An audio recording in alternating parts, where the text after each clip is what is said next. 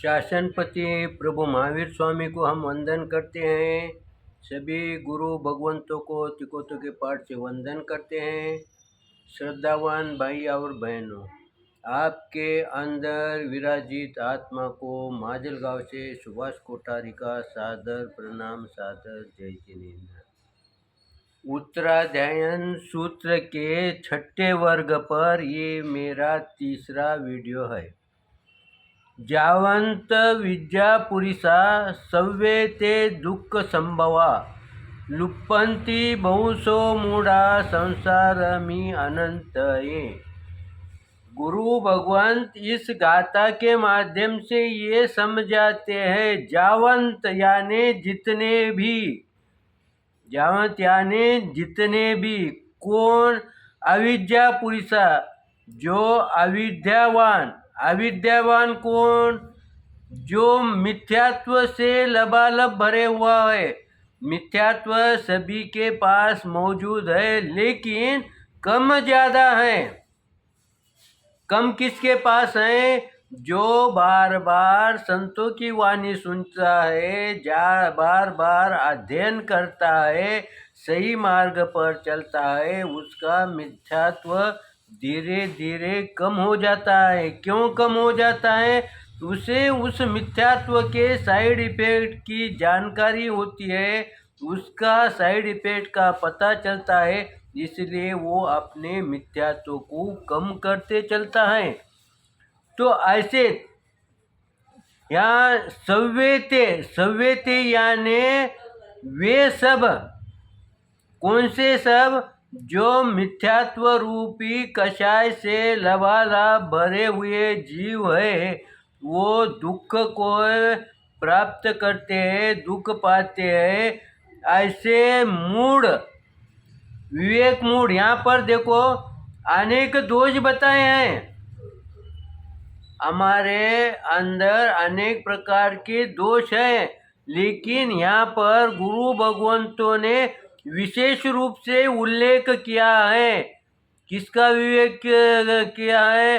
विवेक मूढ़ यानी विवेक से जो मूढ़ है, यानी जो विवेक को समझता नहीं, विनय को समझता नहीं, ऐसा जीव संसार में बार बार भ्रमण करता है।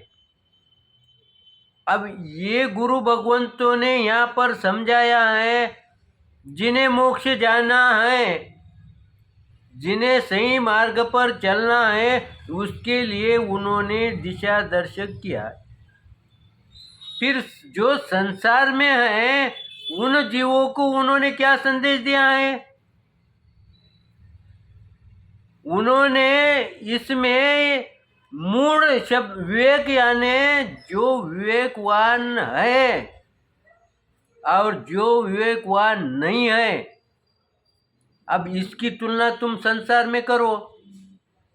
जिसके पास विवेक नहीं है, उसका व्यवहार कैसा चलता है, उसके घर का वातावरण कैसा है, उसकी व्यवहार समझो दुकान में होगा, सर्विस में होगा। जो विवेकवान नहीं है, उसका व्यवहार कैसा चलता है, वो कैसी प्रगति करता है, ये तुम प्रत्यक्ष देखो और जानो। और वो जानने के पश्चात, देखने के पश्चात आपके ध्यान में ये आएगा कि ये तो मैं, ये जो गुण है, ये गुण मेरे को संसार में भी काम आता है। अगर मेरे पास विवेक होगा, जिसके पास जितना ज़्यादा विवेक होगा, उसको कोई भी अपना चाहता है, कोई भी उससे बात करना चाहता है। अगर इसका हर घर में अगर उदाहरण देखने का होगा, तो हमारा छोटा बच्चा है जो क्रिया करता है, थोड़ी बहुत वाणी प्रकट करता है, ऐसे बच्चे के पास विवेक लबालब भरे हुआ होता है। उसके पास दोष बहुत ही कम होता है, नहीं के बराबर होता है, लेकिन गुण उसके पास लबालब भरे हुए होने की वजह से हमें कोई भी, किसी का भी बच्चा रहने दो, हम उसे लेना चाहते हैं, मिलना चाहते हैं, उससे बात करना चाहते हैं। क्यों बात करना चाहते हैं? क्योंकि उसके पास विवेक है। फिर ये विवेक अगर मेरे संसार में काम आता होगा, मेरे संसार में सहायक बनता होगा, तो फिर मैं इसे अंगीकार करना चाहिए कि नहीं करना चाहिए? और जैसा ही मैं इसे संसार के अंदर अंगीकार करता हूँ, उस समय मेरा परमार्थ ऑटोमेटिक हो जाता है। उसे मुझे करना नहीं पड़ता है। मुझे सामायिक करने की जरूरत नहीं है। मेरी सामायिक लगातार चालू ही रहती है। इसलिए हम सामायिक में उदाहरण देने का रहा तो पुण्य श्रावक का देते हैं। तो क्या वो दिन भर सामायिक में ही बैठता है क्या? वो व्यवहार नहीं करता है क्या? गुरु भगवंत कहते हैं कि तुम्हारे व्यवहार से तुम्हारी सामायिक छलकना चाहिए, प्रकट होना चाहिए। हम कहते हैं मैं इतनी सामायिक करता हूँ। पुनिया ने ऐसा कहा क्या कि मैं इतनी सामायिक करता हूँ? लेकिन उसकी सामायिक उसका आचरण प्रकट करता है। और सामायिक में आपका मन कब लगेगा? जब आपके पास विवेक होगा तो, विनय होगा तो। जब विनय विवेक अगर आपके पास होगा तो आपकी सामायिक, आपका धर्म ध्यान, आपका चिंतन ये सही दिशा में चलेगा। यहाँ पर आपको परमार्थ करने की जरूरत ही नहीं, वो ऑटोमेटिक होते जाएगा। जैसे हम व्यवहार करने की जरूरत नहीं है।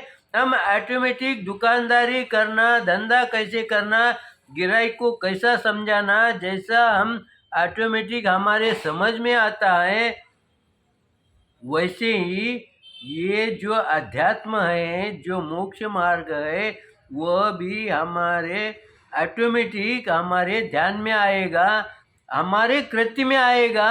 और ये कृत्य में ऐसा आएगा हमें पता ही नहीं चलेगा। हमें गिनती करने की जरूरत ही नहीं पड़ेगी, हमें ध्यान रखने का ही जरूरत नहीं पड़ेगा। लेकिन उसके लिए हमें क्या जरूरी है? विवेक जरूरी है, विनय जरूरी है। इसीलिए गुरु भगवंतों ने पहले अध्ययन ही विनय से चालू किया है। अगर हमारे पास ये चीज़ें मौजूद होंगी तो हमारी हर क्रिया आसान हो जाएगी। फिर हमें इस संसार के अंदर करने की जरूरत नहीं, ऑटोमेटिक हमारा संसार में वृद्धि होगी। यानी वृद्धि कौन सी होंगी? हमारे अर्थ की वृद्धि होंगी। और कम क्या होगा? संसार के अंदर हमारे कषाय कम होंगे, हमारे कर्म का बंध चिकना नहीं होगा, बंद होगा, लेकिन वो उतना चिकना नहीं बनेगा। क्यों नहीं बनेगा? क्योंकि हमारे पास विवेक है, विनय है। विनय के कारण वो चिकने बंद नहीं होंगे। तो इसलिए हमारा संसार भी अच्छा चलेगा और परमार्थ ही अच्छा चलता है। इसलिए गुरु भगवंतों ने इस छठे अध्ययन के अंदर हमें इस बातों का समझाया। आगे क्या कहते? जिसमें दुख का संभव हो वे दुख संभव अथवा दुख जन्य पाप कर्मों का जिनके जीवन में संभव उत्पत्ति हो, वे दुख संभव होता है। कब होता है? जब हमारे पास विनय नहीं होगा तब। और जैसे जैसे ये गुण हमारे में, सिर्फ एक ही गुण लेने को कहा प्रभु ने इस छठे अध्याय के अंदर।